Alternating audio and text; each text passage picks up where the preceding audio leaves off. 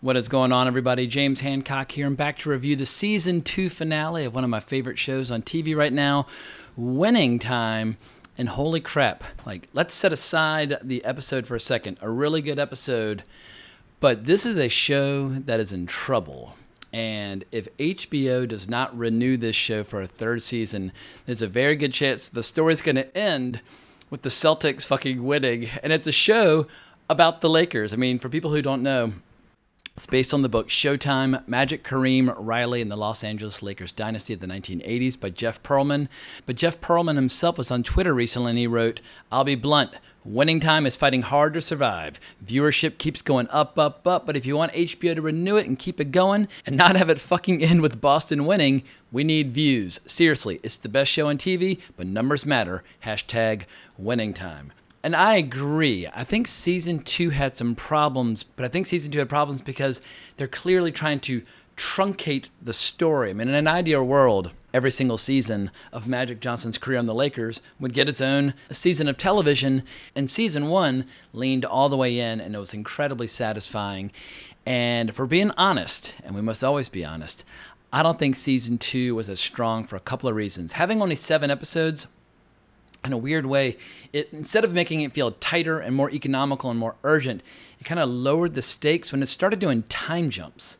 HBO is famous for time jumps. Obviously, House of the Dragon did a lot of time jumps at the same time last year, and those time jumps worked just fine.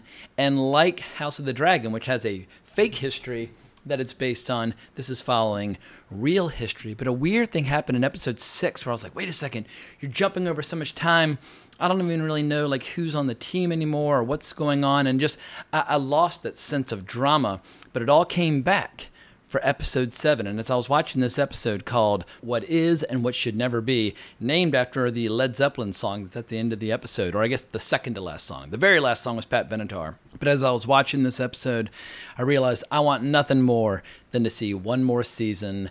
And I feel like it'll feel so incomplete without it. And obviously, we always have the actual history to rely upon. And anybody who wants to feel a little better about the kind of bleak, downer ending of Season 2, all you have to do is just look and see what happens in the years to come. But as the episode was wrapping up and giving us all those stats about what happened in the latter part of the 80s and the early 90s, it felt almost like a placeholder in case they don't get a Season 3. And that made me really depressed. Because if HBO can't take a show as good as Winning Time and turn it into a success, who can? We're living in this weird time right now where in film and television, the great majority of shows and movies feel a lot like leftovers that have been in the fridge for a week or two that are got mold growing on them and that they've been reheated for our consumption, and content feels increasingly disposable. And the moment you start calling shows and movies content, they feel increasingly disposable. But HBO is that exception. HBO has had so many incredible shows over the last couple of years, and I think Winning Time is right up there with them. I don't think it's the best show they've made over the last couple of years, but it's pretty goddamn close. But it's so fucking addictive. And this episode was an excellent example of everything it has to offer. I love the cast. I love the history. I love the music. I love the competition. I love the shit talking. And I love how the show is always trying to zero in on what are the key drivers of athletic excellence in a highly competitive world where you have guys like Larry Bird breathing down your neck and talking shit every step of the way. But if I were to offer a few theories as to why this season's not doing as well as the previous one, as I mentioned before, I think 7 episodes was a mistake, but I think the numbers just aren't quite high enough to justify another 10-episode season. Doesn't help that it was a downer, and admittedly, we're dealing with history here, and the hardcore basketball historians out there might say, well, you're not dealing with history at all because you're making all sorts of little changes here and there, but in general, they are following history. So they have no choice but to show when the Lakers go down versus when the Lakers go up. But another thing that I've noticed with HBO, and I've called attention to this before with other shows, HBO is now legendary or notorious for the bait and switch when it comes to graphic content. I've noticed this with so many shows like Westworld, where the first season will almost basically be borderline pornographic with the outrageous content that I like seeing. I want to give me the drugs, the sex, the bad behavior, the arrests, the violence. And some people will wag their finger in disapproval and say, shame on you. How dare you admit that you like that stuff? I'm just being honest. I'm just trying to be authentic. The reason HBO puts that crap in their shows is because people fucking love that shit, whether it's in Game of Thrones or whatever. But then they tend to do this thing in season 2 and season 3 of their shows where they slowly but surely just start taking that stuff away bit by bit. And I don't know if that is like a deliberate choice on their part or if they just have other storytelling concerns or whatever the case might be. And I don't know to what degree the blame falls on the shoulders of the writing staff and the directing staff. And just in case you're wondering, this episode was written by Max Borenstein and Rodney Barnes and Jim Hecht. And if you didn't know already, Max Borenstein and Jim Hecht are the creators of the show, so they should know better than anybody what makes this show tick, what makes it work. And it was also directed by Sally Richardson Whitfield. So I don't know if like orders came down on high saying like clean the show up, make it a little bit more kind of family friendly, make it more about sports than Hollywood.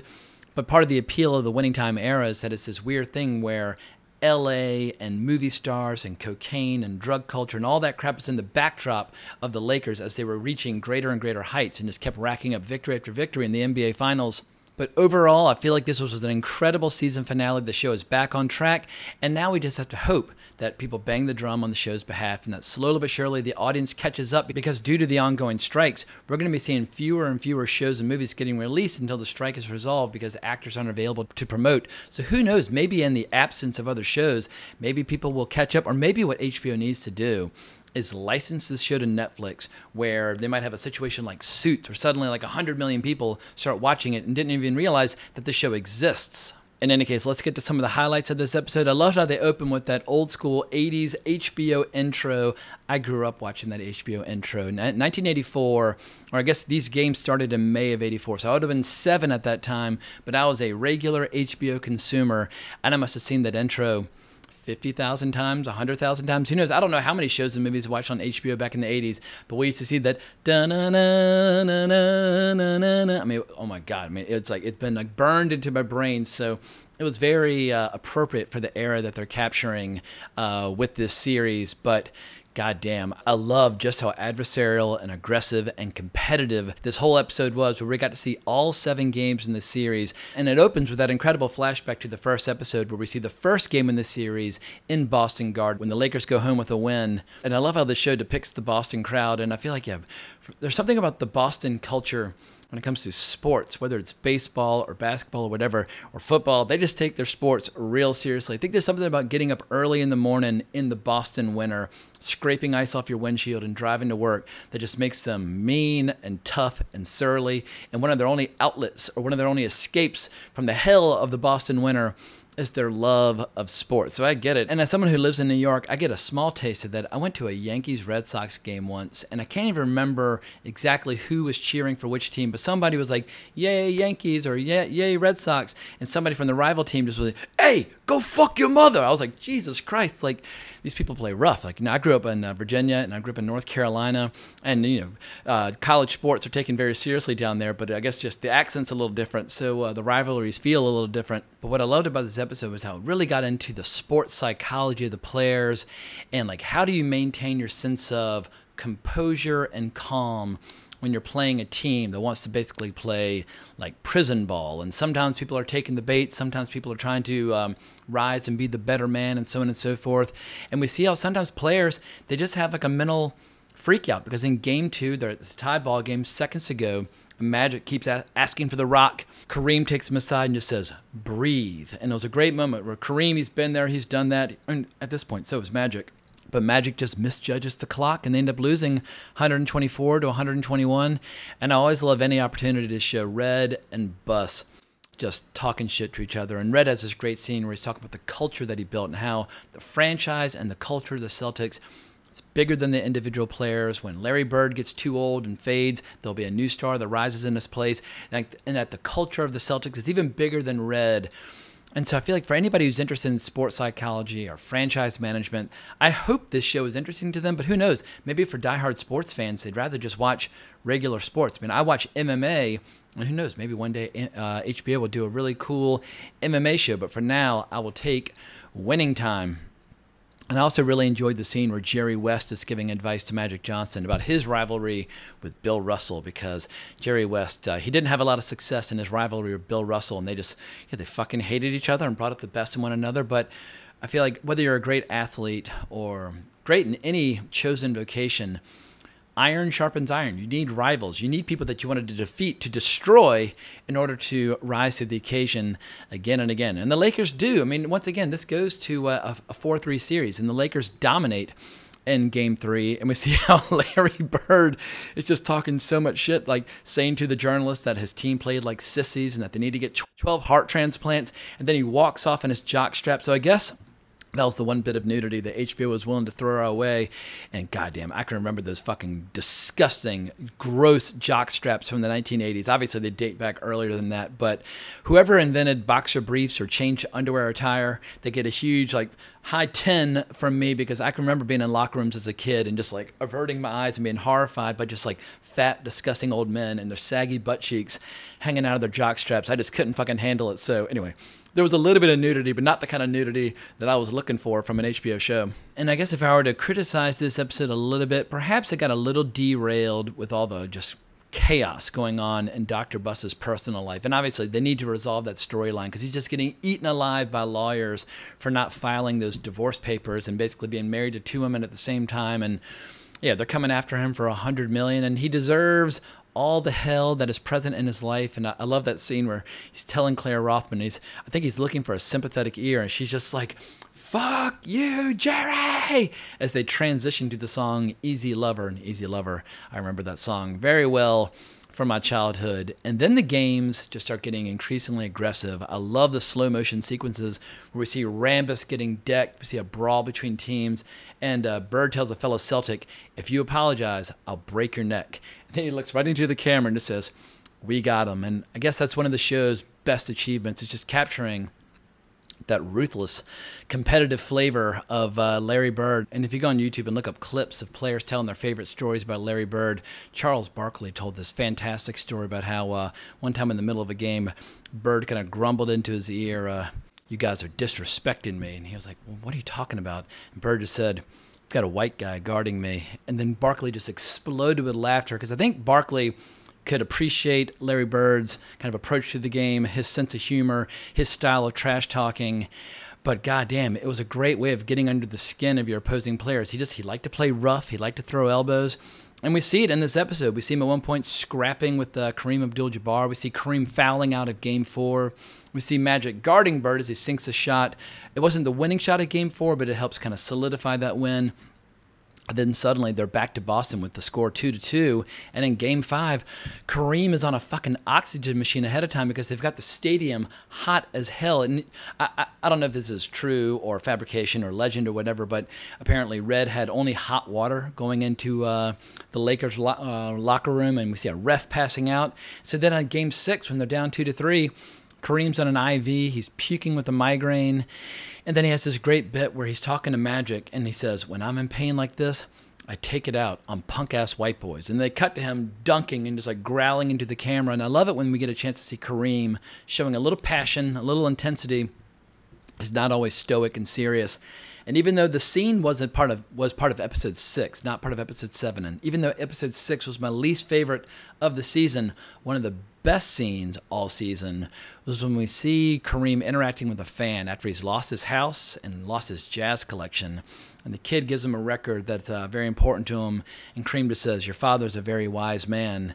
And I think it's important to show that Kareem, he had his soft side. He had his love of music, and that he had his passionate side as well. And I thought this episode did a great job of leaning into that side of his personality. And then for Game 7 back in Boston, I'd say the action in this episode was first rate. The slow motion, the passes, the violence, the dunks, the layups, everything. They did such a great job just capturing the game. And I don't watch basketball, but goddamn, I come from a basketball family that is just psychotic about the sport. And I guess now I can understand why my brother gets like beat red in the face and his veins wiggling in his forehead and his eyeballs start bugging out of his head while he's watching the Tar Heels play, because it's easy to get invested if you've got a few characters that you're interested in.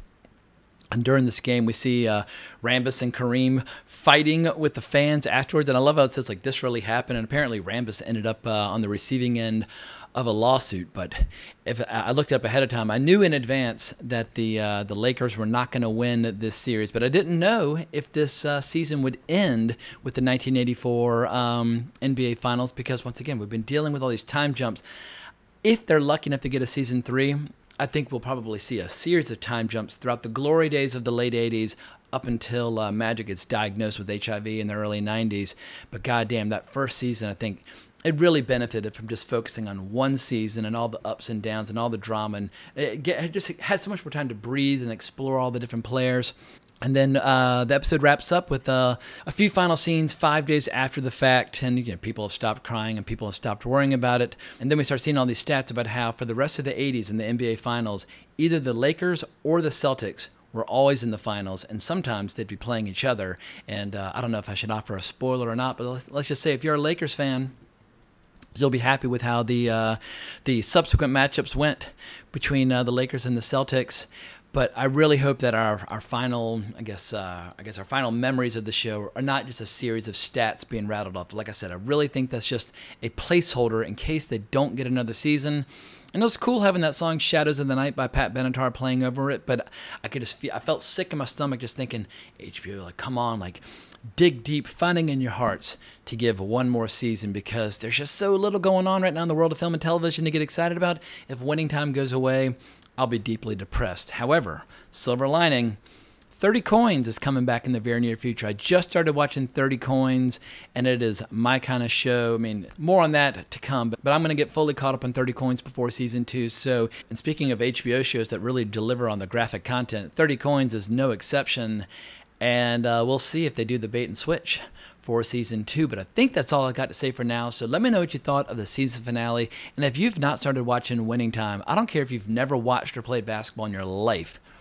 It is a cool show. The sport is almost immaterial. It's just a show about the pursuit of greatness and excellence and legacy and sin and vice and temptation. It's just so goddamn good.